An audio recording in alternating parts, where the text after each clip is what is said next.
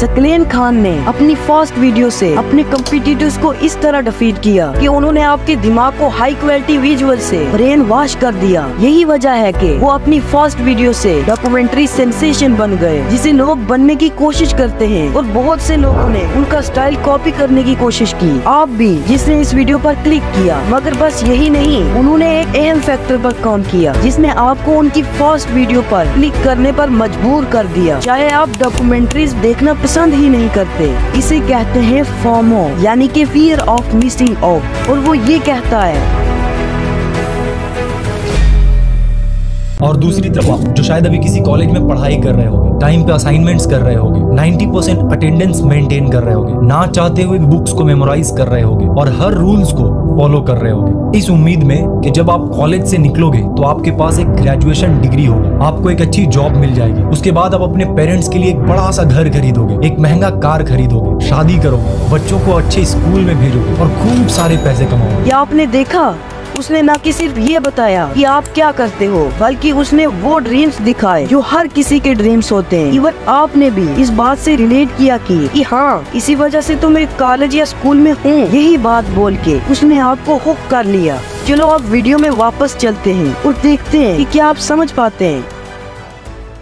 जिस education system को आप बचपन से आंख बंद करके फॉलो करते आ रहे हो, उस एजुकेशन सिस्टम को बनाया ही इसीलिए गया था ताकि आप फेल हो सको। उस एजुकेशन सिस्टम को बनाया ही इसीलिए गया था ताकि आप एक ओबीडिएंट फैक्ट्री वर्कर बन सको। आपको लग रहा होगा मैं कुछ भी बोल रहा हूँ, but I promise, just give me few minutes और उसके बाद आपको ये पूरा का पूरा ट्रैप खुद अच्छे से समझ आ जाएगा। So are you coming with मी?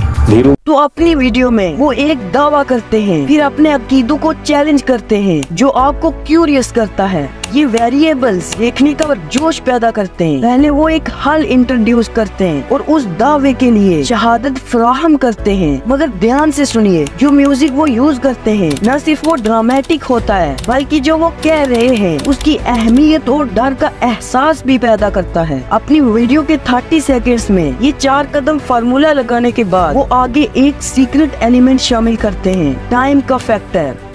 क्या पढ़ते, क्या डिग्री लेते, क्या मैंने 3 सब्जेक्ट में पोस्ट ग्रेजुएट किया, बीएड किया, सीटेट क्वालिफाइड है, नेट क्वालिफाइड है सर। आप 15 साल मेहनत करने के बाद फाइनली एक ग्रेजुएशन डिग्री ले लेते हो, बट अब आपको पता चलता है कि आपको जॉब नहीं मिल रहा है। आप ना जाने कितने इंटरव्यूज देते हो, लेकिन हर जगह आपको किसी न किसी कारण से रिजेक्ट कर दिया जाता है। लोग आपका मजाक बनाने लगते हैं। देखते हैं हम लोग को बहुत हीन भावना से परिवार रिश्तेदार लोग में बात नहीं करते सर, और मैं 2 साल से गाँव में भी नहीं गया अभी तक। वो आपको याद दिलाते हैं कि वक्त खत्म हो रहा है, जो बहुत से क्रिएटर्स यूज करते हैं, क्योंकि वक्त का डर अफेक्टिव होता है। ये फैक्टर यहाँ या शुरू में या बाद में यूज होता है, और क्योंकि ये स्ट्रेटजी मशहूर है, आपने शायद इस तरह देखा होगा। मगर ये इनिशियल कुछ सेकंड्स के लिए अच्छा है, बाकी के लिए वो लूप्स खोलते हैं। साल होता है 1806। नेपोलियन की आर्मी और प्रशिया के बीच एक वॉर होता है, और इस वॉर में Prussia one of the best army होने के बावजूद हार जाती है। प्रशियन लीडर्स को ये समझ नहीं आता है कि आखिरकार वो इतने अच्छे आर्मी के साथ हार कैसे सकता है। इंसान होने के नाते हम क्लोजर क्रेव करते हैं जब हम लूप खोलते हैं। जैसे ये आपको इंटरव्यू दिखाया जाता है तो हमारा दिमाग हमें टिके रहने पर मजबूर करता है, और वो हर लूप में एक कहानी शामिल करते हैं। जैसे इस वीडियो में उन्होंने एक नेपोलियन आर्मी और प्रशियन आर्मी के बीच की वार की स्टोरी यूज की। इसमें वो पिछले टाइम में गए।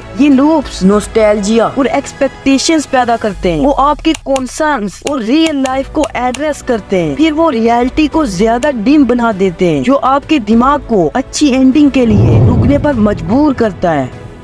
एजुकेशन एक्ट ऑफ 1835 के थ्रू पास कर देता है। एंड अगेन ये जो एजुकेशन सिस्टम होता है ये मोर और लेस प्रशियन एजुकेशन सिस्टम पे ही बेस्ड होता है। और इस बार मकसद क्या होता है? लोग सोच रहे थे कि ब्रिटिशर्स हमारा भला ही चाह रहे हैं, हम सभी लोगों को इंग्लिश सिखाना चाह रहे हैं, पर सच क्या था? वेल, आप खुद मकाउले से सुनो। धीरे धीरे ही सही, लेकिन अंग्रेज अपने इस मकसद को अंजाम तक पहुंचा देते हैं। ऑफिस में क्लर्क से लेकर आर्मी में सिपाही तक हर जगह इंडियंस काम कर रहे होते हैं। अब ब्रिटिशर्स इंडियंस को ही इस्तेमाल करके इंडियंस को ही गुलाम बना करते। ब्रेन वॉश इस हद तक किया जा चुका था कि इंडियंस ब्रिटिशर्स के रूल्स को फॉलो करना अपना ड्यूटी मानने लगे थे। आप शायद सोच रहे होंगे, वाह ब्रिटिशर्स ने क्या दिमाग लगाया था। पर खैर, अब तो 76 साल हो गए हैं आजादी को, अब तो सब कुछ बढ़िया हो गया है ना? अगर आप ऐसा सोच रहे हैं तो कुछ ही मिनट्स के बाद आपको अपने इसी सोच पे हंसी आएगी। देखिए, इस मकाम पर हम लूप में काफी टेंशन बिल्ड कर चुके हैं कि गुड एंडिंग इंट्रोड्यूस की जाए जो टेंशन रियलाइज करती है और अपने प्रैक्टिकल तजुर्बे से इंसाइट शेयर करते हैं और इस एम की एबिलिटी को एस्टेब्लिश करते हैं।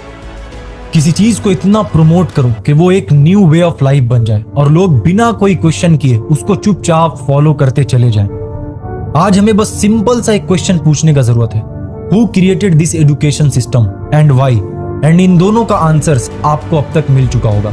ये सिर्फ एक अच्छी YouTube वीडियो का बेसिस हो सकता है, मगर ऐसी वीडियोस बनाना सिर्फ लूप्स बनाने पर खत्म नहीं होता। असल में 2 वेरिएबल्स हैं जो इन लूप्स को इंगेजिंग रखते हैं और वो विजुअल से शुरू होती हैं। हर लूप के स्टार्ट में वो एक सीन बनाते हैं जो स्टोरी को फिट करता है। ये उन्हें दूसरों से अलग बनाता है। उन्होंने इंस्पिरेशन लिया, ये सब उस क्वालिटी से आता है जो उनके पास है और जो कुछ वो अपनी वीडियोस में कहते हैं वो विजुअल के तौर पर परफेक्टली प्रेजेंट होता है ताकि ऑडियंस रिजोनेट कर सके और उनके लिए पॉजिटिव फीलिंग्स बिल्ड कर सके। और ये कहने में अफसोस है, इसका आसान तरीका नहीं है। उनके पास बहुत से ऑप्शन थे कि वो किसी को कॉपी कर ले जो वो करना चाहते थे, मगर उन्होंने समझा सब बात इस पे है कि लोग उनका कंटेंट देखते वक्त कैसा महसूस करेंगे और ये उन्होंने किया। और आप ये सिर्फ उनका स्टाइल कॉपी करके नहीं कर सकते, आपको कुछ बनाना होगा जो सिर्फ आपका हो। और मुझे पता है कि शुरू में अपना स्टाइल बनाना इम्पॉसिबल लगता है, इसीलिए आपको इंस्पिरेशन के हिस्से ढूंढना पड़ेगा। बिल्कुल,